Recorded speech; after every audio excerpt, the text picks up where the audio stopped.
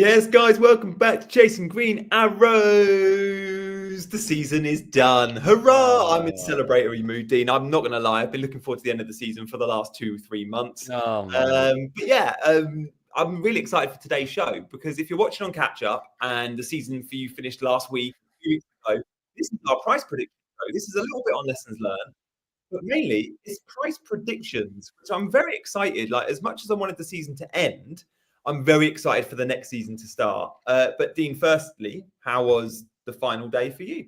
I think the final day was underwhelming overall. Like all that game we guaranteed to win, Newcastle, they decided not to turn up. I said I'd eat my hat.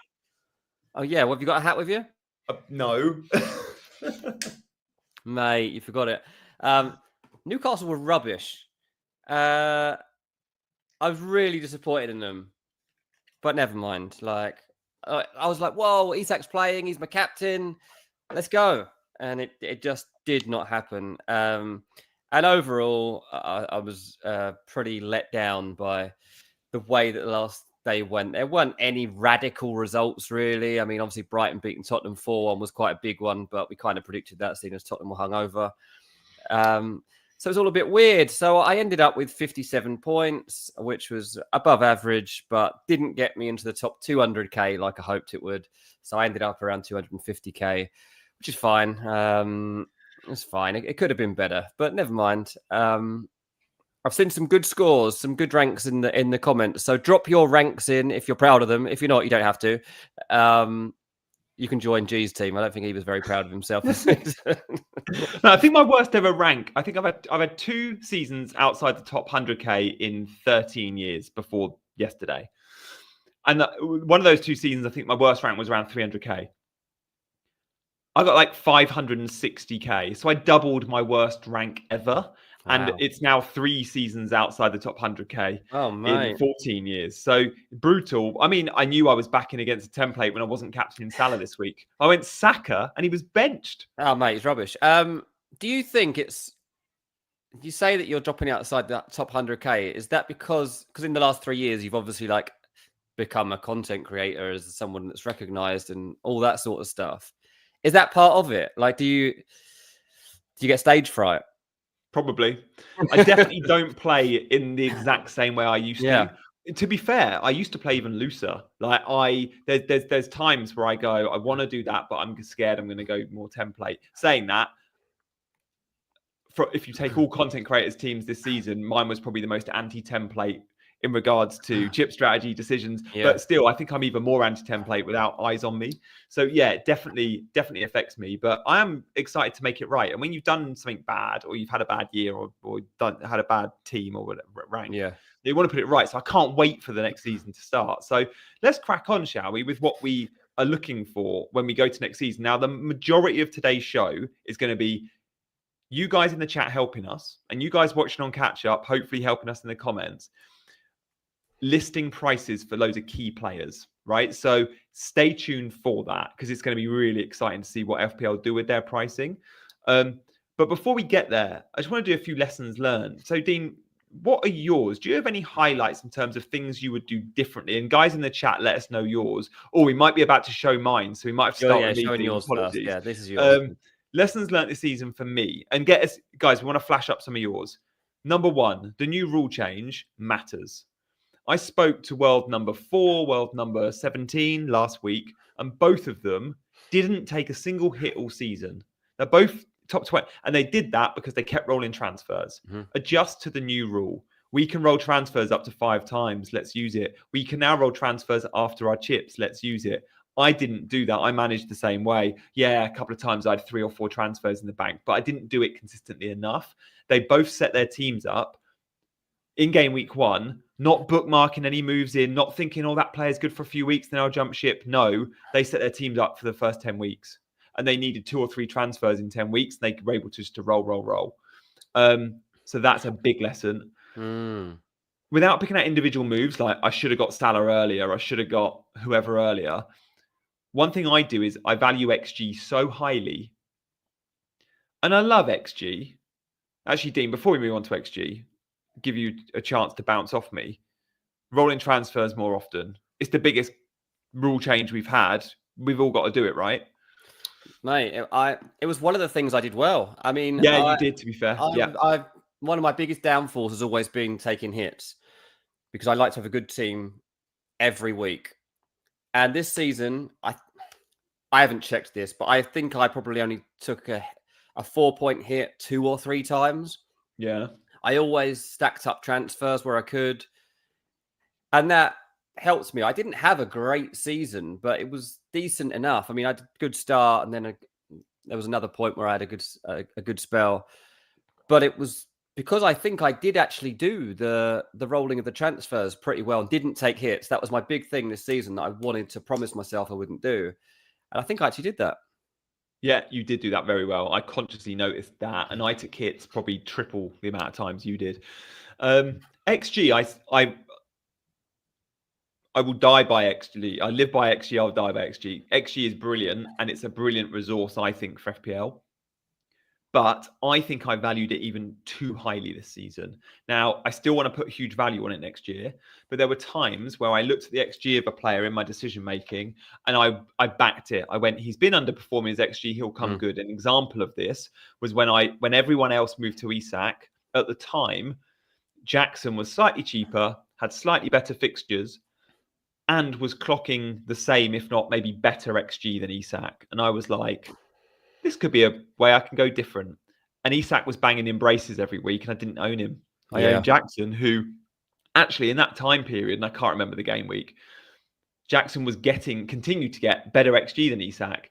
But one thing you have to remember with XG is you have to evaluate a player's output over time. And over time, we all know Isak is a much better output, has a much better output than Jackson. So comparing them like for XG doesn't hold any weight when you evaluate the one's an elite finisher and one's one of the worst number 9 finishers in the league. So the fact that Jackson's getting all the chances, I backed it going, he'll come good soon.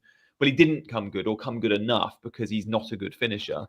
So prime example there where XG led me to believe Jackson could be where there was value. Don't get me wrong, I wasn't saying Isak wasn't going to score goals. I just thought the differential Jackson could match him, and he didn't. Yeah.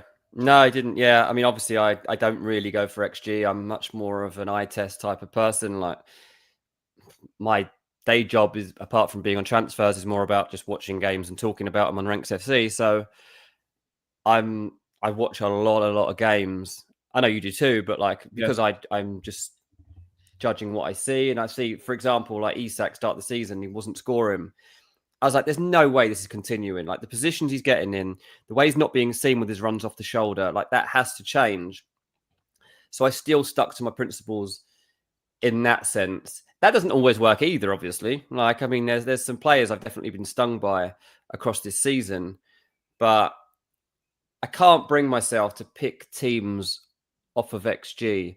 I saw CH say a minute ago, made a confession that the source that she uses to watch games was no longer accessible. So she didn't really watch many games across the season.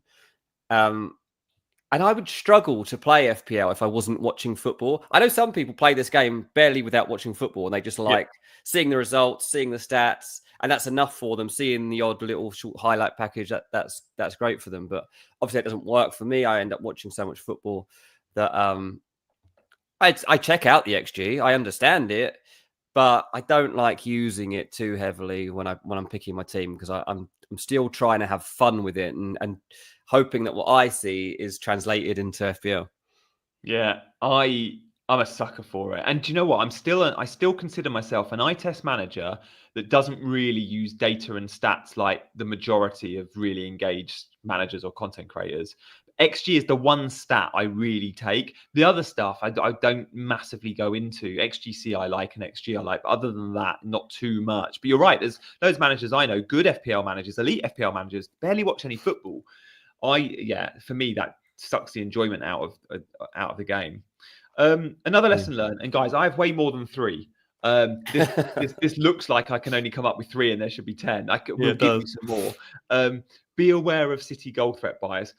I'm a sucker for Man City attackers. Since Pep's been the manager, I've gone to always have City attackers. When everyone else is like, "Oh, City are hot, I'm going to buy Haaland and captain him," I'm like, "I'm going to buy Haaland and Foden, or Haaland and De Bruyne." I always have more Man City attackers than the field because I back Pep and his teams to score more goals. And when I look at Pep in years gone by, we've seen them scoring and outscoring lots of teams, and maybe those decisions have been justified. Well, this season, they haven't outscored lots of teams. I don't know where they rank in terms of goals, probably fourth, fifth, I don't know, maybe third. But I didn't change. I still had lots of City attackers at all times, and that was a mistake. Yeah. And actually, I adjusted when I wildcarded a few weeks ago. I went, no, who's putting up all the big chances? Again, it was using some data. Big chance, Brentford, and I wildcarded in Visser and Burmo, and that was a brilliant move. Like, so yeah, one to consider. Yeah. One to consider. I mean, we probably haven't gone into it very deeply this season, but I've always stuck up for Guardiola. You know, people calling him a fraud and that he only buys success and all this sort of stuff. It's obviously not that's not true, because he's still managed to change the way that football is played in England, but globally too. So that's nonsense. But he was found out this season big time. Yeah. And he could not come up with answers when he really had to. Obviously tried to buy a couple of players in January to solve everything, and now he's going to go and buy more players in summer. So he's not going to shake off that tag that he only buys success. But I was unimpressed with Guardiola this season. Actually, I found him a bit unlikable. I found him a little bit Jose Mourinho in the way that he was so petty and he's biting back at things and moaning, like his little thing with Dean Henderson about not having enough time. Henderson's like, you had 10 extra minutes, mate. You haven't scored in 100 minutes. You haven't got that goal, the extra goal you want in 100 minutes. Like, how long do you want? Bit of a sore loser. So salvaged a bit of pride there at the end of their season. But for me, yeah, Man City are a big letdown, and it'll be interesting to see how he overhauls that team. Mark's just asking about Grealish next season. I mean, it wouldn't surprise me if Grealish ends up in Serie A from what I'm hearing, but we'll see. We'll see what happens with Grealish, but he's definitely got a lot of potential to be leaving and probably be on loan. In terms of my regret, it's not like a general... Yeah, let's come away from this slide then. Let's go to a couple of yours and we'll flash up. Yeah, I mean, it's not really... I haven't really got a thing like yours. My main regret is around individuals and decisions that I made. And the player I really regret is Saka. The 2 periods of time that I put faith in Saka was a complete letdown. Like, he actually, at the end of this season, when he was coming back from injury, whatever, he obviously came back, played the Fulham game, and he got 8 points. And I was like, okay, so he's just had this layoff. He's come back in. He's got an 8-pointer. I need something different in my season now. He had a spell of games coming up against Everton, Brentford, Ipswich, Palace. And I was like, I'm going for him. I'm getting Saka into my team because a lot of people aren't going to go there.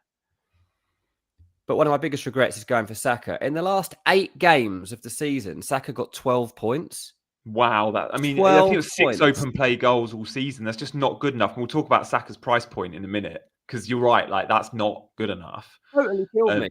And so, like, there was, you know, I haven't looked at the rankings of midfield. He'll probably do okay in the actual positioning of how his season went, because you consider he had a long layoff, plus the fact he got a few big hauls. Like, there was a West Ham game. Arsenal won 5-2, and he got 18 points in that game. Some people captained him, obviously. So he'd have got a 36-pointer off him. He got 13 points against Forest. There's a couple of other big hauls as well. I didn't have him for those moments. But there was another stretch too, before his injury, where he went 4 games on the back of 2 big hauls with, like, I don't know, 8-9 points from 4 games or something.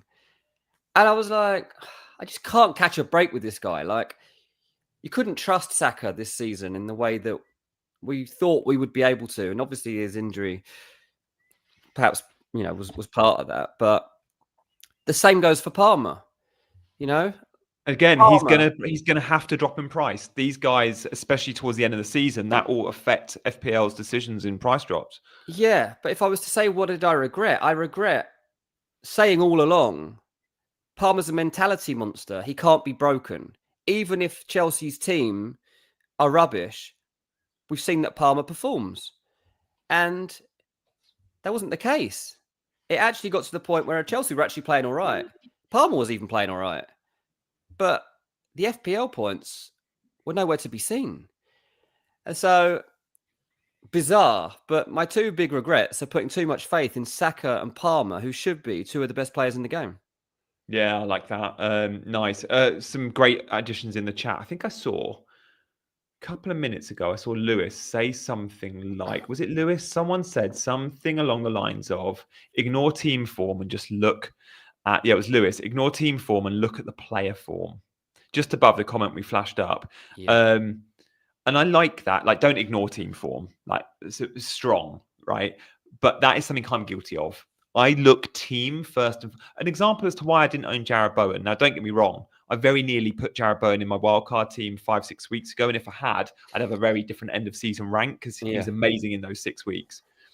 But the reason I didn't buy Bowen, and when I say I was close, it was like he was my 16th man. It was like I was so close. But the reason I didn't go there, and I'll happily admit this, I looked at the team form and I went, I don't trust West Ham enough. I don't trust West Ham to score enough goals. I don't trust West Ham to win enough games. Now, that does matter to a degree, but actually, West Ham don't need to score many goals. If Jarrod Bowen's is involved in 70% of their goals, then it doesn't matter that they don't score many. That's better than someone else whose team might score double the output, but are involved in 10%. And Jarrod Bowen is an amazing individual player, and we have to look at good individuals in bad teams as well. And I hope next season, and I think they will be, because I know where FPL will probably going, I think there'll be, hopefully, a lot of high prices. And if we get a lot of high prices, we're going to need a lot of cheap enablers. And if we need cheap enablers, we're going to need good players from bad teams. Now, Bowen's not a cheap enabler, but there'll be other examples of good players from bad teams. And that makes FPL more interesting. I don't want to just pick from the big 8 teams or the big 6 or whatever. I want to look up and down the table and have players in my FPL team from the team that's in 16th, because that makes for a better game. And that means scouting is more fun. Yeah. And the engaged managers are then about rewarded. Tottenham or Man United this season, which is weird. But also, I mean, Chris Wood was quite a good example of someone that, like, you trust the player form. And in past seasons, I wouldn't have gone Chris Wood because I don't think he's that good. And I wouldn't have really trusted Forest consider it. That's a mistake. I switched on to him as soon as he had a few goals in under. I can't really now. You got Chris Wood early, but I got him early, probably September. Yeah, probably. And I had him for a good spell of his good run. And that really helped me. And so, while, Saka and Palmer cost me, at least I was on journeys like that one with Chris Wood and was able to get those points. So, I was happy with in that sense. I'm not really sure why my season wasn't a bit better, to be honest. Like, I haven't actually been that bad. And for for half the season, I was ahead of Big Man, and he's actually beat me by 100 points in the end. He had a hell of a second half of the season. Was all right, but I think my assistant managership was bad. My assistant I got 56 points from my assistant manager. I got half that, I think. I got half that. Triple, which again, I think is a bit unfair. Like, I think the weighting to that chip was too high, and I think FPL might tweak it a little bit. I think they might dumb it down in terms of its reward. I think a ceiling of 70 points on a chip is too high, but that'll be interesting. But let's get to the prices or we'll run out of time. We've got so many good players to get to, and this is going to be fun. We're going to need the chat's help here. So we're going to go through some of the top players, some of the in-demand players next season, and we're going to give 3 or 4 options in a poll, and we're going to see where we think they'll be priced next season. But to do that, we're going to need to set the scene. So these are some of the players we'll go through. We'll start with Raya. We'll do a couple of defenders in Gvardiol, Gabriel. Then we'll move to a load of midfielders, right? And if you've got any special requests for a play you want us to go to, we'll do the Arsenal attackers in Havertz and Saka. Then we'll do this is what I'm excited for, Dean. Towards the end of the show, we'll do Writz, we'll do Osimhen, we'll do Gyokeres if he signs for Liverpool, we'll do Osimhen if he was to sign for Chelsea, Writz obviously at Liverpool if that happens. So that'll be fun. And we'll talk a little bit of transfers with you, with any other names to mention. But let's fire off some defensive players nice and early. So look, we'll probably come away from this graphic for a sec and we'll just do the defensive assets. So to put it bluntly, the top performing goalkeepers this year were actually Pickford and Sells, who both started, I think, at 4.5 million. They both finished the season at 5.2. But not long below that, it was Pickford, Sells, and then Raya in third. Raya will be the most expensive goalkeeper in FPL next season. He started the year at, I think, did he start? I'm looking now. He started the season at 5.5 and he ended at 5.6. So how much will Raya be next year? Will he be 5.5 or will he be 6? We'll do a vote now. Will Raya be 5.5 or 6? We'll just chuck 6 in there for good measure. I think, Dean, and let me know if you agree. I think he could be 6, but because it was 32% owned. The world and their dog had him. And if you're pricing all the Arsenal centre-backs at 6, like let's say Saliba and Gabriel, that'll be 6, right? You can't price the goalkeeper cheaper or much cheaper. I think he could come in at 6 million. What do you reckon? Yeah, I mean, I think they'll want to deter everyone from being able to go there reasonably easily. Yeah. It gives you more of a decision to make. Obviously, we've seen Arsenal have a great defence anyway. If they go through next season and they keep them all fit, which they obviously struggled with this season, then Raya's going to concede even fewer goals. I was surprised, obviously, on the last day to see him concede a goal against Southampton. We would have expected him to get the clean there. But, yeah, I'm going to vote 6. I'm going to vote 6. Like to put it into perspective, William Saliba ended the season on 6.4, but a few weeks ago was 6.6. Right? We know how popular Saliba and Gabriel have been. Like if the centre backs can get to 6.6, there's every chance one of them starts the season at 6.5. If Saliba, you can't have Raya at 5.5 and Saliba at 6.5. Yeah, I mean, you know better. I hope they go 6. You know better than me what it takes for them to actually price people up at that price. I mean, Trent was extraordinary price this season. It was too high. They turned people off. But... Was his points tally from the season before that much significantly better than everyone else? Like, what was it that... It was consistently good over time, which again, they also look at. Right. Like, and even this season, Trent still finished as the second highest scoring defender. He dropped in price to 7.2. I think he started the season at 7, but... Yeah, I mean, it's going to be a coin toss if Raya is 5.5 or 6. He will be the most expensive goalkeeper in the game. Who would be the most high-priced goalie we've had so far ever in the game? Has there ever gone a 6 that you can remember? Yeah, there was a bit Edison and Allison, I think. Oh, yeah, cool. Years gone by. Yeah. But they, again, dropped, and they won't be 6 next year. It'll be Raya or no one at 6. Right, okay. Let's talk centre-backs or defenders, because Gvardiol will be the highest priced, because Trent's not in the game. And Gvardiol finished the season as the highest scoring defender. Now, Gvardiol also last season scored 4 goals, 2 assists. And this season, again, his attacking returns were useful. Like, I think he got 5 goals, no assists. So this is a defender that's getting 5-6 attacking returns in the last 2 seasons each and keeping a ton of clean sheets. We saw at the end of the season, City defensively looked a lot better. Gvardiol was 38% owned. And that was 38% owned at a price point of 6.5. He still was in everyone's team. He started the season at 6. He's going to end it at 6. He's going to start next season at 6.5. Yeah. At least. He could even be 7. So let's poll 6, 6.5 or 7 for Gvardiol. And the Raya outcome, by the way, 68% do think 5.5. You could be right. I don't feel strongly that it'll be 6. I just hope it's 6. So let's get to Gvardiol. What do you reckon? Well, I think it's going to... In terms of whether you would pick him, I think it's Man City are going to try and sign 2 fullbacks. So yeah, he'll be a centre back next year. So he could be a centre back next year. Not as good. Stones leaving, so he wouldn't be as good an asset for sure. So that would be something to consider. By the way, for those watching on catch up who can't see the chat right now, the poll result on the goalkeeper, how much will Raya cost next season? It's gone against me and G here. 68% have voted that he will be 5.5 million next season. So I'm not sure how I feel about that. I don't feel strongly that it'll be 6. I just hope he will be. But vote for what you think, not what for your hope, I guess. Yeah. So Gvardiol 6.5 is winning the vote by quite a stretch. So it looks like that will be what most people expect for next season. And I think that makes sense. But as I say, like that, I wouldn't have much appetite for that, I don't think. I wouldn't. Well, it depends who they sign, doesn't it? But also, like, we want to know who their goalkeeper's going to be. Like, we don't, all these sorts of things. Who are the fullbacks and are they getting a new goalkeeper? Which is pretty probable. And how much is Diaz? Like, you're not going to spend 6.5 on Gvardiol if Diaz is 5.5. It's 5.5, yeah, whatever, yeah. And Diaz, there's every chance he keeps his 5.5 price. He started the season at 5.5. He ended at 5.5. He was only 5% owned, even at that price. And the new fullbacks would probably hold better value. Like whoever they, obviously they're looking at like 8 Nori. Well, say 8 Nori or Livramento or Cambiasso, like all these players that they're like kind of checking out. Like they're all going to be 5.5.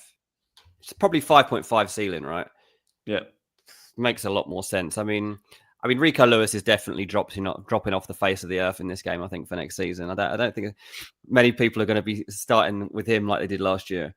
But yeah, I mean, Matthew says owning Man City players this season was painful. I don't think that'll be the case next season. I am expecting a fight back, especially at the start of the campaign.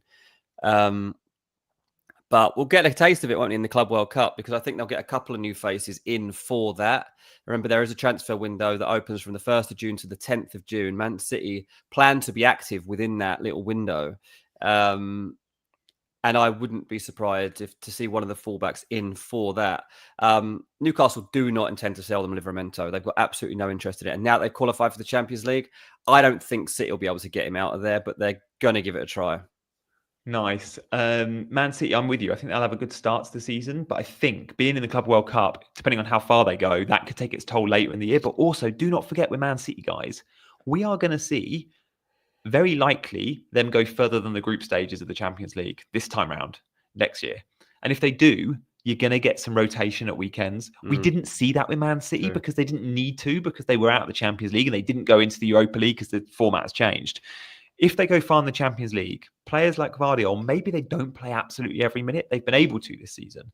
Of course, Gvardiol was still one of the first names on the team sheet. But let's move away from defenders. The poll 6.5 is pretty clear. Like 65% think that. I don't think he could be 7. I don't want to entertain that. I think 7 would be taking the mick.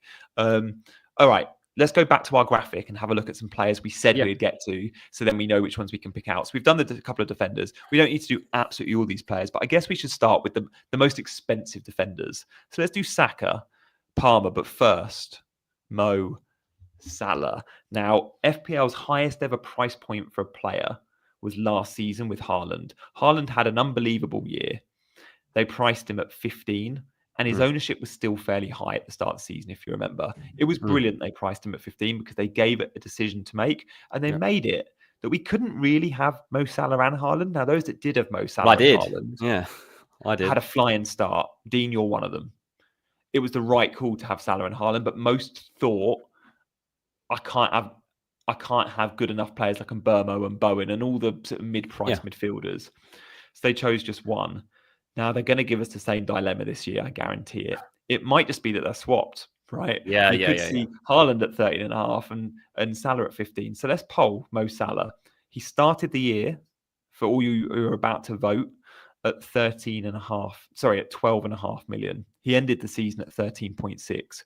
As a base, let's say 13.5, because, it would still be... Salah's never been priced higher than 12.5. At the start of the season, but he's broken the record by a country mile. Let's go 13.5, 14, 14.5, and if we can put a fourth option, 15, and see where you guys vote.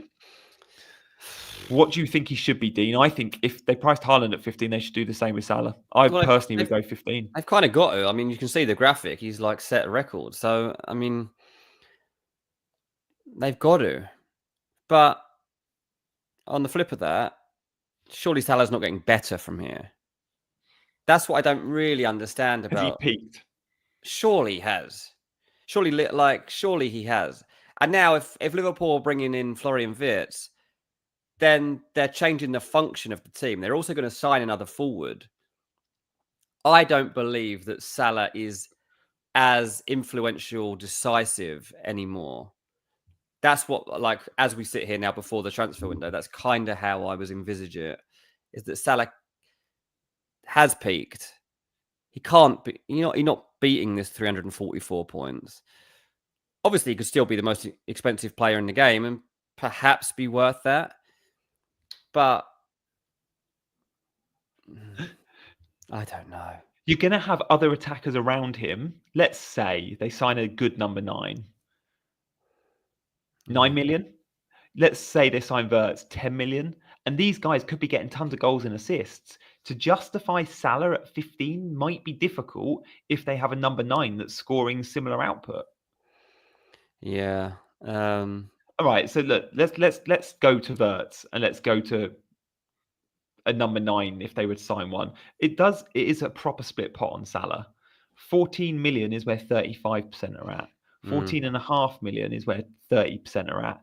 And about 30% of you think 15. So it's a 3-way tie pretty much. No one really knows.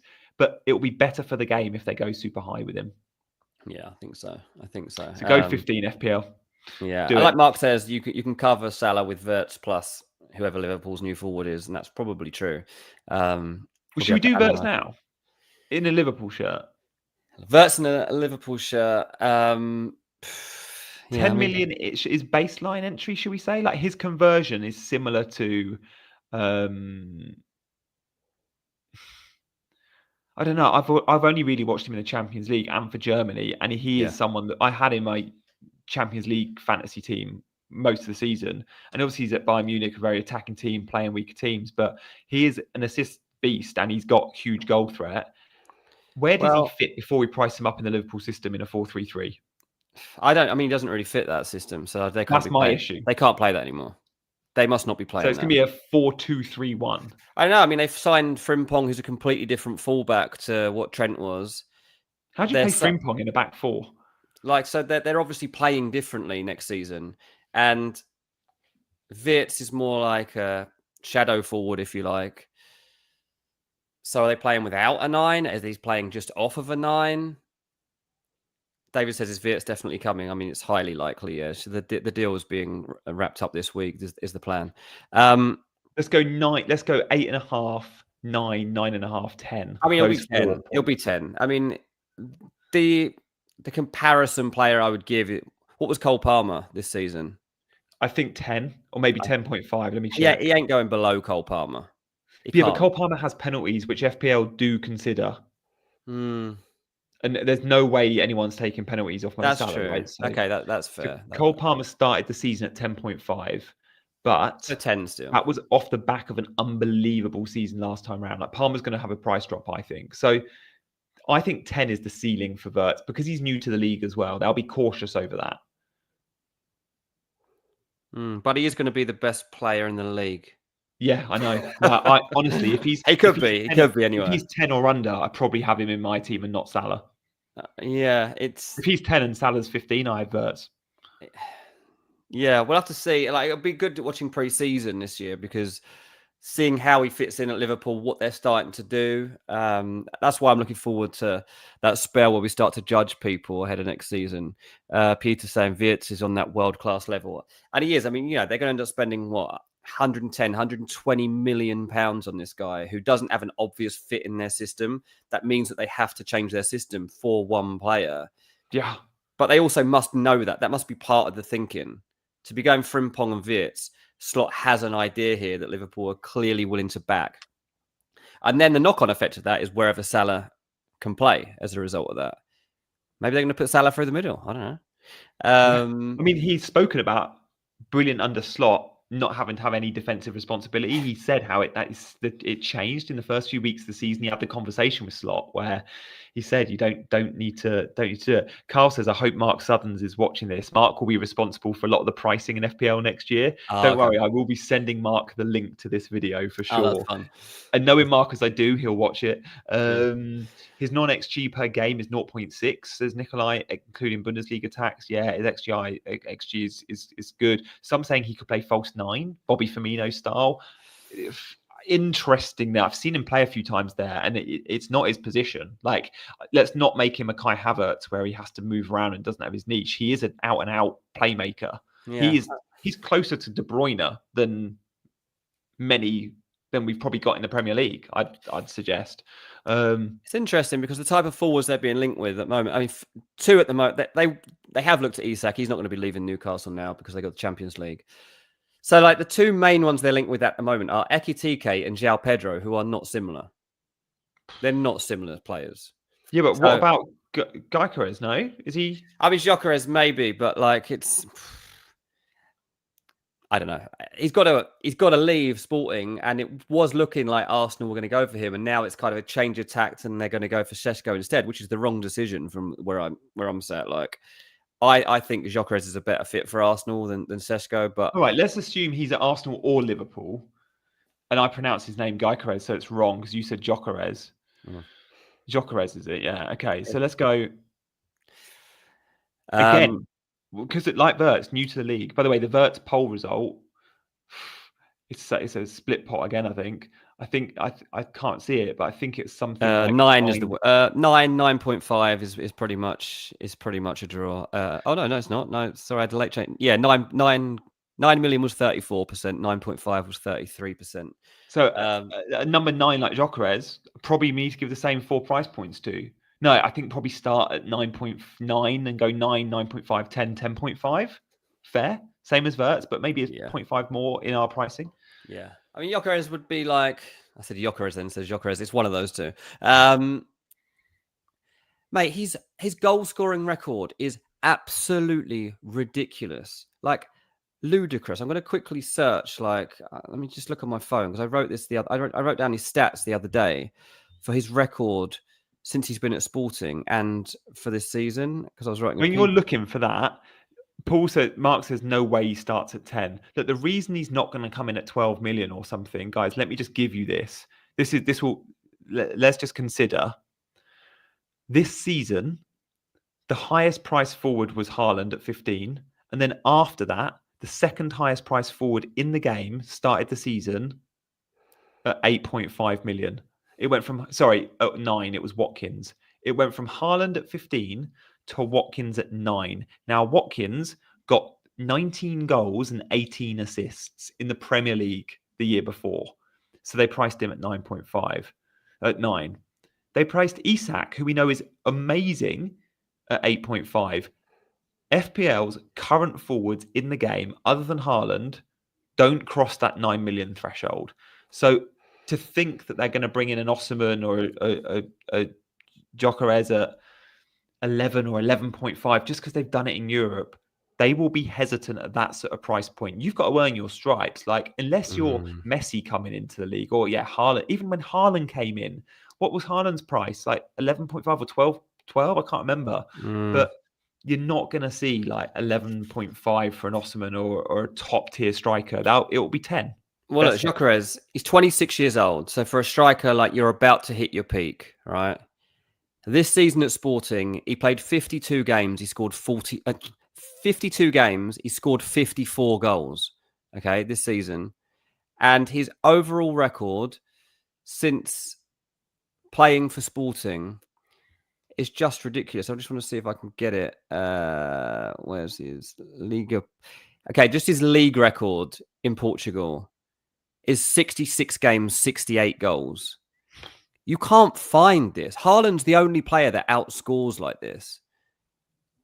And so Gyokeres is like, it's just consistent with this. Champions League way too. Above what he was doing. Yeah, exactly. Champions League, well, he didn't outscore it, but Champions League, he's played 8 games, scored 6 goals. Yeah. Like, he's very, very consistent and reliable as long as you play to his strengths, obviously. So this is why Šeško is a bit... Šeško will hit a bullet, like he'll smash him. Like he's just a very different striker from... Yeah, he'll have a better show reel. And I don't know what Arsenal intend to do here. Maybe they see Gyokeres as too similar, like Kai Havertz a bit. Maybe they're not similar, but they're a bit more similar than Šeško and Havertz would be, for example, in my eyes. Arteta likes players that can play in multiple positions, I guess, and which is why he likes Šeško too. But yeah, it's a no contest for who's going to get you more goals. But when they play for Sweden together, Isak and Gyokeres, I always think, and I've only seen them play together a few times, but I've gone, oh, Isak's maybe not the main man here. Like, he's that good. It's great, mate. Like, Gyokeres has always thought that he would end up at Barcelona or Real Madrid. Even when he was at Coventry, that's what his plan was. He didn't really intend to come to the Premier League. So I don't even think it's guaranteed he comes.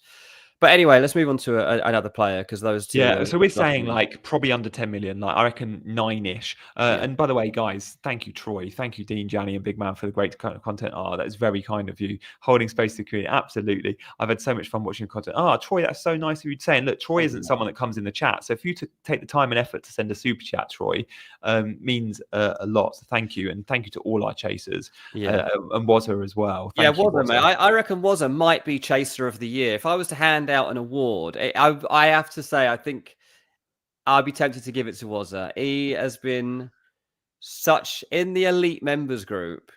Wazza is like always present. He helps out a lot of the lads in there, like with FPL, but also he's like the dad of the group. He helps people through their day-to-days. If you're having a hard time, whatever, Wazza's there. He plays the game by his own standards. His rank ended up being like 2 million or something because he played it his own way and like didn't want like Salah and Haaland and stuff. So Wazza said he's loser of the year. No, Wazza, top man, like and all that community that have been in the elite group. Like we really appreciate you, especially this season. I just want to give a shout out to the winner of the elite members league, who was Tom Seagram. He ended up with 2,615 points. He saw off Matthew and Paul G to win the elite members CGA league. So well done to Tom. Well done to everyone that got involved there. I should probably give a shout out as well, actually, to the winner of the actual Chasing Green Arrows league, who I don't even know if he's in the chat. I've never even seen this guy talk to us, but it's Bjark, who ended up with 2,717 points to see off Steve Bunn. Steve Bunn has been at the top of this list in and around all season long as I've been keeping my eye on it. Interestingly, none of the people that seem to chat to us on a day-to-day are like in the top 10 here. It's great. Not like when we had Ali, who won FPL, and he was literally one of our chasers. Like, it was amazing. He was with us for 6 months of the year in the chat. So good. Well, yeah, mate, thank you for doing that, Dean. That's a great shout to recognise so many of our elite chasers. And you can look, we'll still do members-only content through the summer. Loads of my channel members as well. Also channel members on CGA, Off-Core. Jay, thank you. You'd be my chaser of the year. I think Jay has given us a reminder, Dean, to hit the like button and subscribe. Jay, thank you for reminding us. We're 49 minutes in and we haven't said like and subscribe. So guys, please consider hitting that subscribe button if you're new around here, because our preseason content is going to be lit. But yeah, Jay, Off-Core, Paul and Maliki were all with me yesterday for a watch along. I did a watch along just like a small 10 of us to doing a watch along during the games, which was loads of fun. Cool. Right. We've done some forwards. I think Osimhen probably the same. Like when we're talking number 9s, we're thinking just around the 10 million mark, maybe just south. I mean, he won't come as the pro. Like Osimhen's the least likely to come now, it looks like. So he wants 400 grand a week. So unless he's going to start getting real about that, and that money's not around in the Premier League really at the moment for the clubs that want him. So I can't see it. That one happening. I would love him at Chelsea, though. All right, let's talk Palmer. Yeah, I mean, that's probably the place he could end up. Yeah, if he does, let's go Cole Palmer, and then we'll do Saka and Havertz, shall we? So Cole Palmer started the season at 10.5 million. And when we looked at the premium mids this year, it was obviously Mo Salah as a bit of a standalone at 12.5. We then had this pricing of Palmer at 10.5, Saka at 10, right? So they were really close. And then I think we had that sort of tier below of Luis Diaz and Bruno, it was around 8. Bruno Fernandes at 8.5. I think Luis Diaz was 7.5. But Palmer and Saka were kind of the two below Mo Salah that were meant to go and deliver not far from their points. Now, Palmer had a goodish season still because his early season form was so good. He got 214 points, which is third in midfield. So Salah and Burmo outscored him. But Cole Palmer still, if you compare him to the forwards, he outscored every forward in the game. Cole Palmer outscored Haaland, we know. He outscored Wood. He outscored Watkins. He outscored Isak. So Cole Palmer, I know his end of season form was so bad in terms of FPL points, but he still outscored every forward in the game. And that has to be noted. 15 goals, 10 assists. So when I said to our producer when mocking up the thumbnail, give Cole Palmer a down arrow, he will drop in price. Looking at those numbers, the third best point scorer in the game last season, I think he holds his price at 10.5. I don't think he's going to drop. I think he probably should. Because I look at Chelsea in the way they're now playing, and I think that maybe that we're going to see less output. But let's price him at 9.5, 10, 10.5, which is what he started the season as and ended the season as pretty much, and 11. That'll be our 4 options. Get voting, guys. Dean, what do you reckon? Third best point scorer in the game. Yeah, I reckon it'll be the same. It'll be the same. It's hard to justify a drop when you're the third best point scorer in the game. And they're not really looking at obviously a lot of people have been burned by him, but that's not really, the makers of the game aren't really caring about that. They're looking for, where does he play? What's his job? What's his duties? All these sorts of things. And Cole Palmer's just started 36 games last season, missed 1 through injury, and the other one came on for half an hour. Okay, he hasn't really had to worry about European football because he's barely played in the Conference League. They left him out, didn't they, early on? Left him out for the first half of it, and then they've just been giving him 45 minutes for the back end of it. Obviously, next season there'll be Champions League every Wednesday night, so he's got more games to contend with. But he's 23 years old. Shouldn't be a major problem for him. Yeah, well, I just can't see any reason to change it. They're not going to be like, oh, Cole Palmer's no good anymore. Let's stick him in at 8.5. It's just not going to happen. Chelsea get penalties as well. Yeah. And he does obviously convert them. He's missed 1 penalty. So I think the chat are with us. They're saying 49% say 10, 33% 10.5, and a few elsewhere. I think there's every chance. I think the chat could be wrong on this. This is the first time I've gone confident the chat are wrong. I think he will be 10.5. Mate, I didn't mention Foden. I was given the midfielders that were priced high. It was Palmer 10.5, Saka 10, and then Foden 9.5. I completely forgot Phil Foden. And I went down to Luis Diaz and Bowen and Bruno examples. I knew there was a third midfielder that was in that price band. Phil Foden was 9.5 million. And that's because he had an unbelievable season the year before. He was the footballer of the year. 19 goals, 8 assists. The season before that, 11 goals, 7 assists. Well, this season, his goals and assists read 7 and 3. He's gone from 19 and 8 to 7 and 3. And Phil Foden is going to have a huge price drop. They did this with Rashford a few years ago. Rashford used to go from 7 to 9 back to 7 because he was such a yo-yo player. He had bad season, good season, bad season. It's going to be the same with Phil Foden. Phil Foden, I reckon, especially because the rotation there, let's do 7.5. So 7.5, 8, 8.5. Just 3. What do you reckon? And is he going to actually turn it around? He's going to stay at City, right? He's going to stay, yeah. Is he going to get any games? Well, he only started 20 games this season, and he only played 90 minutes 8 or 9 times, which for a 24-year-old homegrown sensation who's coming off a season as champions and footballer of the year is extremely concerning. I don't know what's going on here, and I don't know how he gets back from it. I think he feels like a victim of his own success in some ways. I think he's still feeling the burden of last summer when he was slated for England. But you've got to get over it. You've got to come back from criticism. You've got to be thick-skinned if you're going to achieve everything you're capable of at the top level. And so I want to see now if Foden's got that in his locker. We know about the natural ability, in terms of a technician of a ball and all of these sorts of things. Genuinely one of the best English players we've ever seen. No doubt about that. He's unbelievable in that sense. If you were to just watch him on his own, like I did a couple of years ago, I was at Man City shooting a thing with him, and he was doing kick-ups and stuff and shooting from 30 yards, just where he was just messing around, waiting for the shoot to start. And it's just unbelievable what he can do.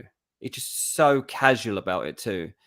Sometimes that's to a player's detriment because for the first time in his whole life, he's got to dig in and prove that he's worth keeping in this team. And he hasn't done it. So I think price drop. And I'm not even convinced that he gets back to that level. Let's see. But I would predict price drop because I think it's been, this has been very different to Cole Palmer's drop off. There's a few comments saying like, no way he'll be under 8.5. No chance. 8.5 minimum. I think 8's realistic. He won't be 8.5. You can't with the rotation at City. You have to remember how many like that he's not going to be first. He's probably not in the first 11. Like he certainly wasn't at the end of the season. Okay, we've almost run out of time, but I want to do Arsenal players. We need Saka and Havertz, don't we? We have to do Saka. So Saka was the 10 million guy. We're saying Palmer's going to stay at 10.5. Does Saka stay at 10? Yeah. Now, he's missed so many games. You can't look at his overall points. You need to, and FPL will work this out. They'll work out his points per start, points per match. And he is, this season, 5.1 points per match. And it tells you this on the FPL site. If you want to look, you click on the eye and it gives you points per match. Cole Palmer was 5.8. Mbeumo, who was amazing, 6.2. So Mbeumo outscored them both. Obviously, Mbeumo is going to have a huge price rise. Saka, let's go 9, 9.5, 10, and 10.5 because he's not going to be more than the highest price Saka got to this season. I think was 10.5. I think he needs to drop. I think he needs to be 9.5. But I don't think he will be. He's a bargain. I think if he drops, he's a bargain. Yeah, 10.5 is kind of a suck it and see type situation. Like who knows? Like I've just talked about, like, I've got capable of 18-point hauls, no doubt about it. But he only got one of those this season. Got 4 or 5 double-digit hauls, and then it's just flattered to deceive at this back end of the season as he comes back from injury. So that's been a bit of a concern. Derek says he's too unreliable. 9.5 is fair, and he has been unreliable. There is a potential that Arsenal go into the market so that Saka isn't a guaranteed starter every week. They want their wide attacker to be versatile enough, not just to make themselves stronger down the left where they haven't been good enough. They haven't got a Saka-like profile. Martinelli and Trossard is good, but is it good enough to win the league? Clearly not. So they've been looking at all of these other options. Obviously, like loads of them. Just to reel, I might as well just quickly reel off. I know that we're getting to the end of the show, but just to reel off the players that Arsenal have actually considered going into next season: Sesko, Gyokeres, Isak, Leal, Rodrigo, Garnacho, Nico Williams, Jamie Gittins, João Pedro, Mitoma, Mo Kudus, Mbeumo, Ademola Lookman, Leroy Sané, Dusan Vlahovic. Like Berta, the new sporting director, he's doing so much work here to make sure that no stone is left unturned, and they've got options, and they're going to spend. They're willing to spend money because they know they have to, because Liverpool and City aren't going to stand still. They've got to get even better here. So that maybe has an effect on Saka too, because one of the things that they want is that Saka's not shackled. They don't want Saka to be locked up, because at the moment, you see Arsenal's strongest team, you're like, right, well, first things first, let's stop Saka from playing. Let's try to do that.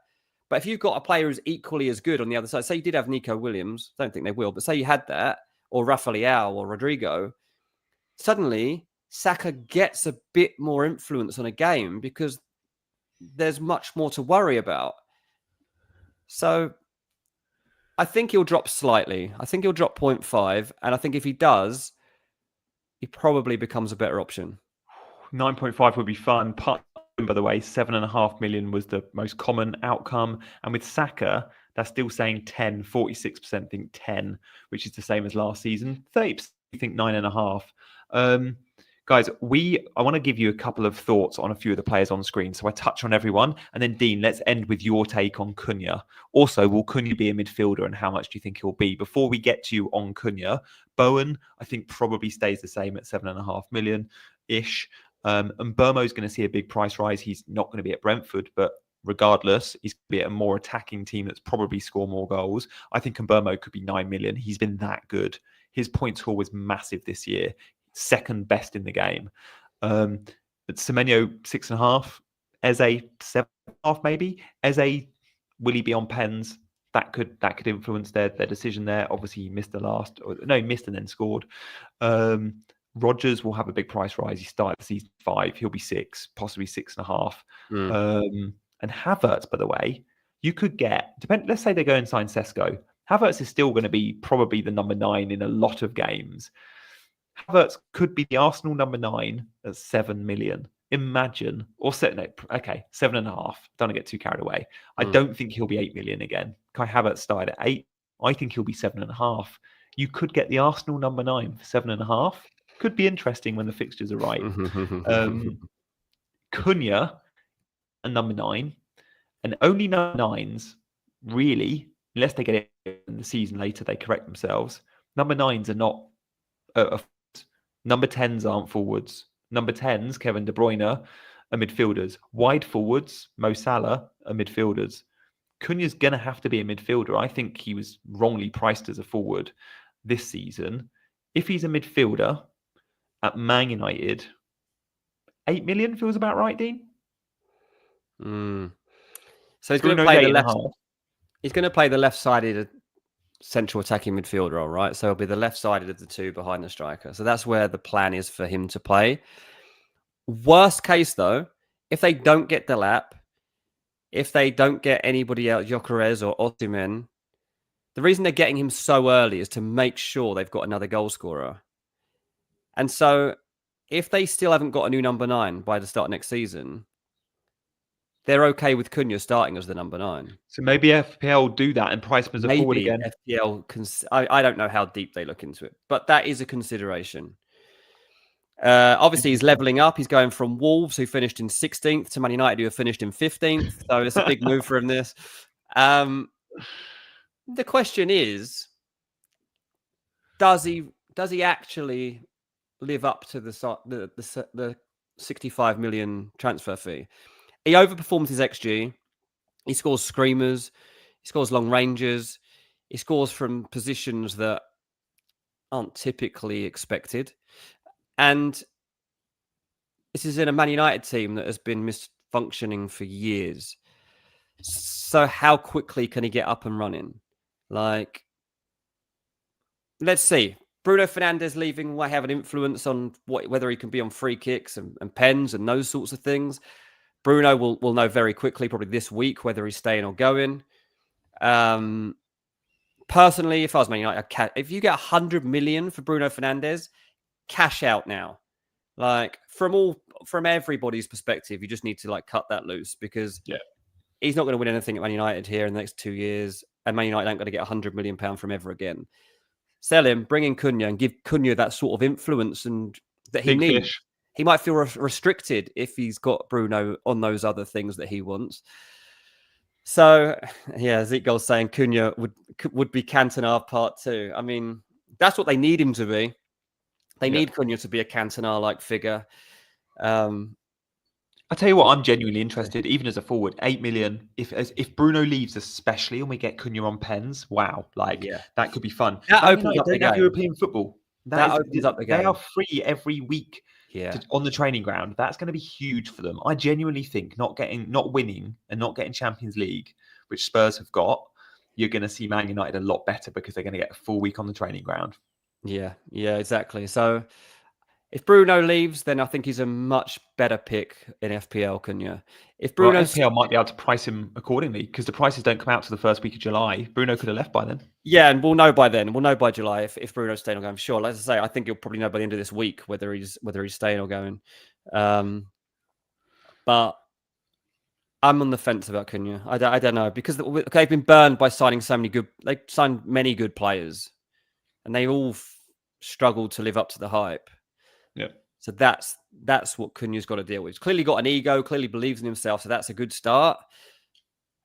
But, United are going against the kind of things that have put other teams off. That, some people think that he's maybe too into himself or too self-indulgent. Man United, like, to be honest, we need that. We need a bit of that. Yeah, nice. Well, that's a good note to end, guys. We would love to do this for 2-3 hours. Perhaps we should have. It's so hard to get it all get through, but we've touched on all the main players, or many of the main players. Guys in the chat, you've been amazing. Thank you for all your value, not just today, but all season. CH, thank you so much, as always, for being around. She asked, when will CJ be back? We'll let you know on Twitter and on socials when our first stream back is expected.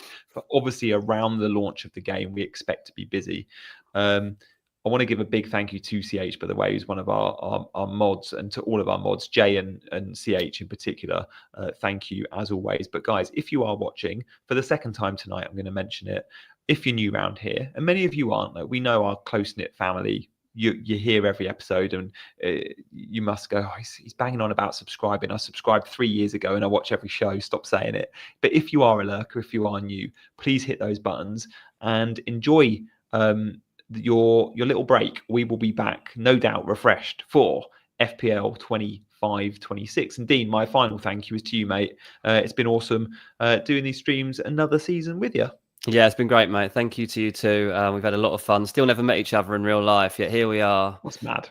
I know you better than, like, my wife. Oh, mate, I chat to you more than I probably chat to anyone else in my life. So thanks for being such good fun. And to Big Man too, who's obviously been guiding us through it. And well, he's been the true expert this season. So well done to Big Man as well. Absolutely. Guys, we'll see you in the next. Bye-bye.